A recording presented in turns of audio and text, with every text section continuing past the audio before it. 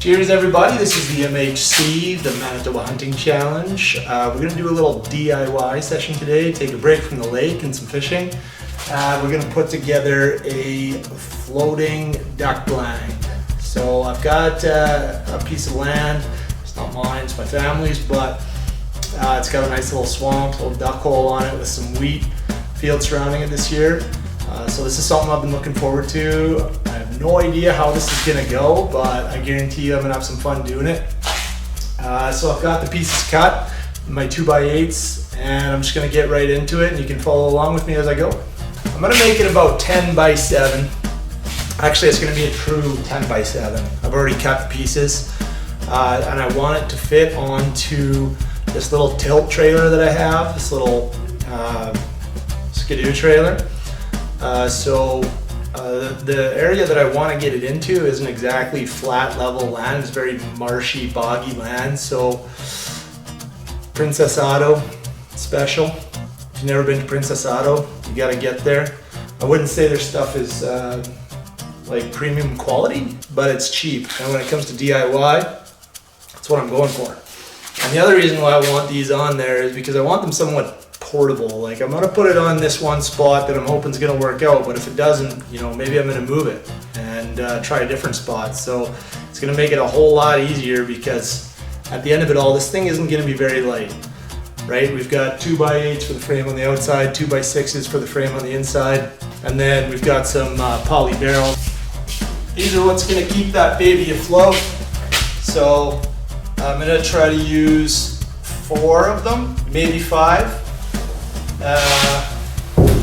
And that should definitely, well, not definitely, but should keep me out of the swamp, out of the weeds. After I put the platform together, I'm going to throw on this field blind I got from Cabela's that can seat 3 guys. I want to keep it as light as possible. So it's all camoed out. It's got lots of little holders for you know, weeds and things to brush it in. So that's the plan so far. Again, I don't know how this is gonna go, so if it's a complete disaster, you'll probably never see this video. Roxy, we're going duck hunting? We're going duck hunting?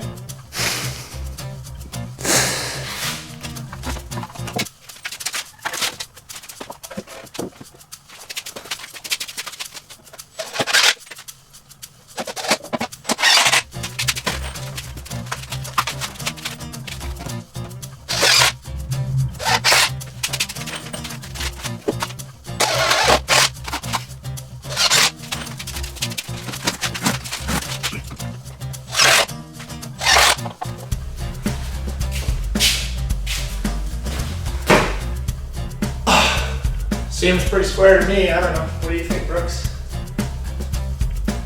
She doesn't like it. Okay, so I've got my frame built now, and I've got these 4x4s, which is what I want to attach these to.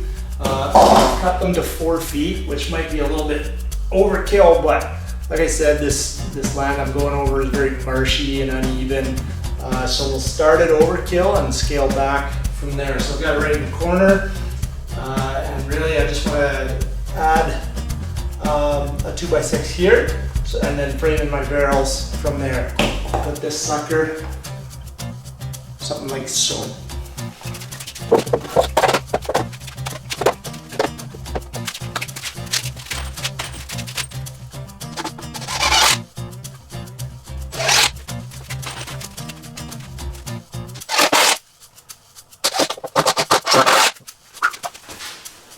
Okay, now same thing on this end.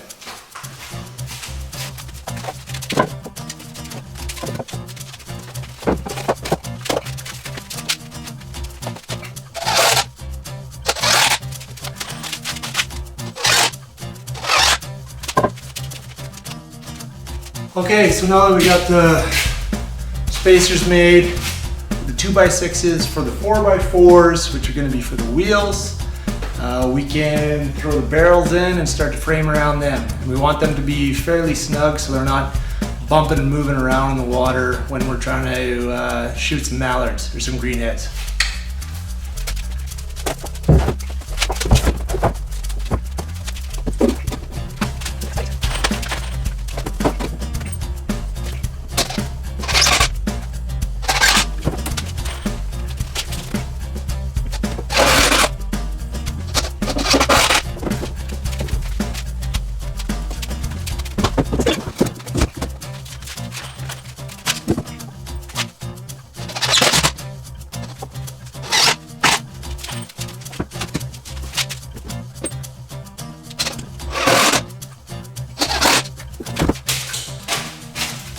Okay, so now we just gotta throw in some cross pieces in between those barrels just to hold them in snugly and securely. And then I think I'm gonna add one more barrel in the very middle, which is either gonna completely stabilize it or throw me overboard. I'm not sure yet, but that's half the fun.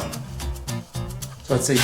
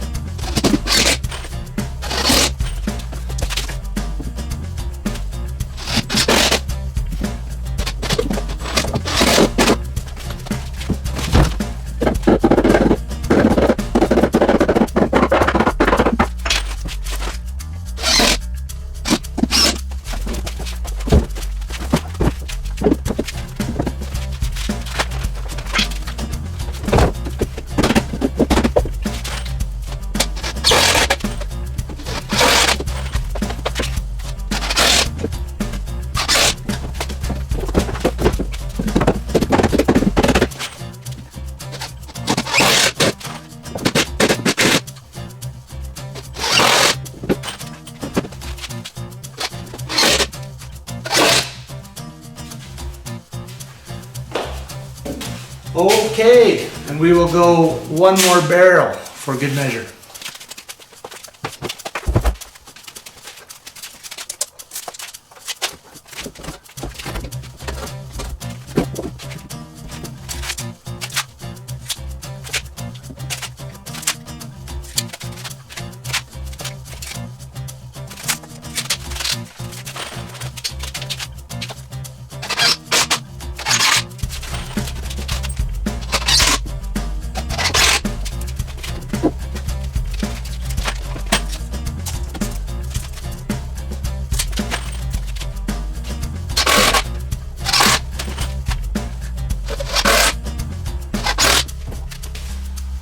Okay, a couple more cross pieces for the middle barrel. And then we will get some ropes tied around those barrels just to keep them secured. And then we're gonna slap some plywood on it.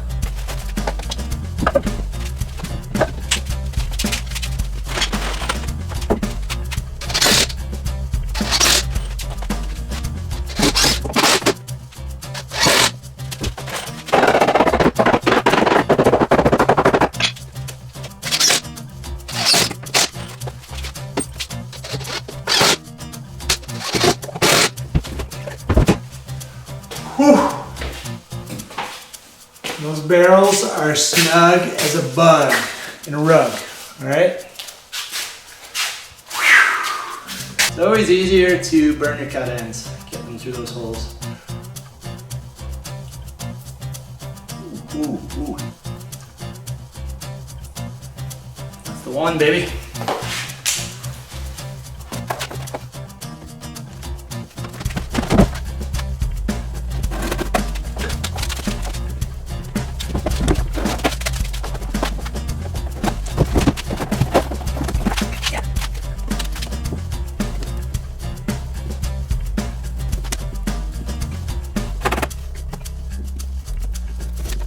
We got all of the barrels tied down now, all of the wheels and the legs ready to go. So I'm gonna try to flip this over myself, which is a tall order to say the least, but we'll see how that goes.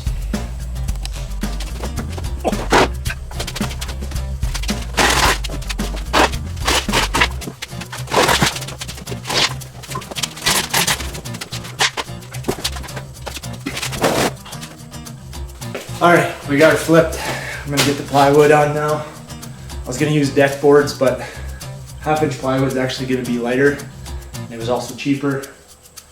And I'm not really worried about anyone getting slivers in their feet. You'd be wearing boots and a duck blind, I would hope.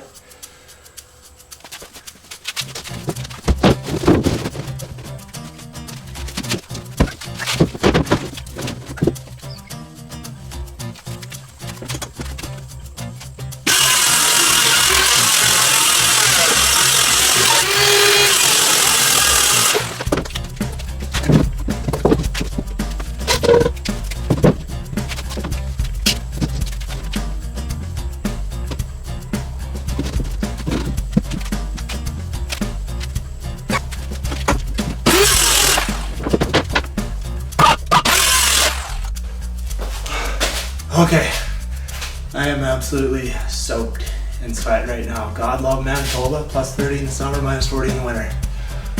I've got this up on horses now. I've got the legs secured. I took a foot off each. I'm gonna take it off the horses and see if it's gonna roll on out of the garage or if it's gonna fall apart.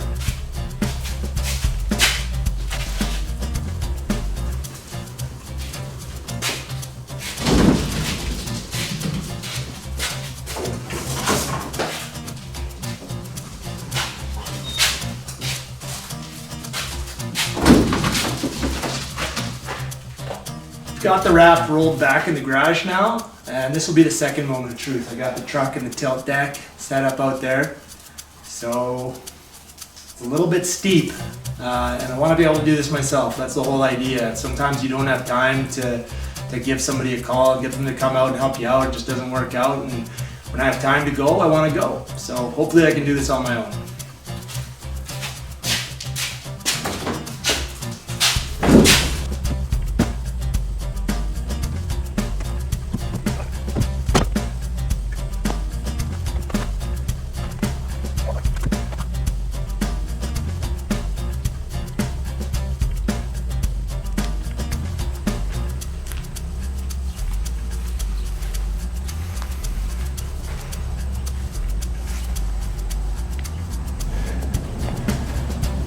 Too long.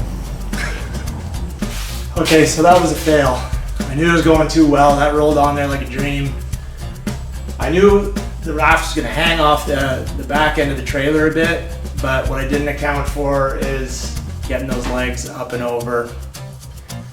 So no problems, only solutions. We got it back in the garage. We're going to block it up. I'm going to let the raft down, and so those legs are going to be just sitting as low as possible to the ground, or the raft is, so that I can roll it on, and those back tires will just hang off the back end of the trailer. So, and then I've got different options for different heights. It's probably going to be more stable that way when it's lower to the ground. So here we go. I got it blocked up. And it's all level. And I think that's about as low as it can go before those wheels are gonna touch those barrels. So I'm hoping that's gonna be just enough that that's gonna hang off the end of the trailer. And we're gonna be all right to take her down some back roads. It is loaded up and ready to go. Certainly isn't perfect, but I was able to do it myself. And that's the most important thing. Let's go get it out to the spot.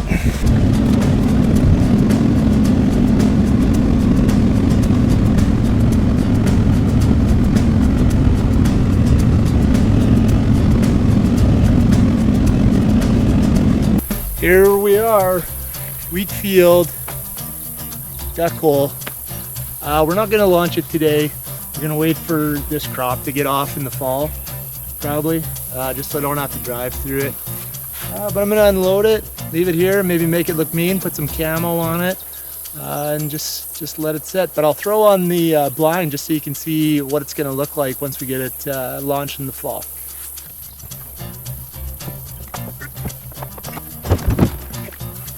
I lost a barrel, but it's just the middle one, that's okay. That thing's still gonna support me and a couple buddies for sure.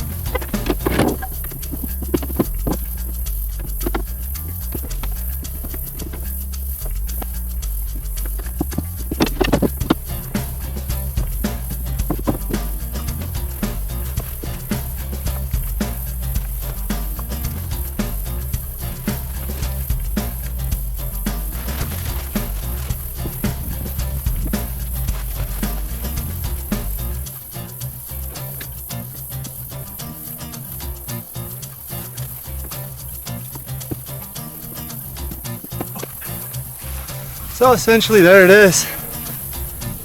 It's got lots of little straps and pockets that we can brush it in with. I think it's more of a field blind, but I think it's gonna work really well. And it's light, that's the biggest thing.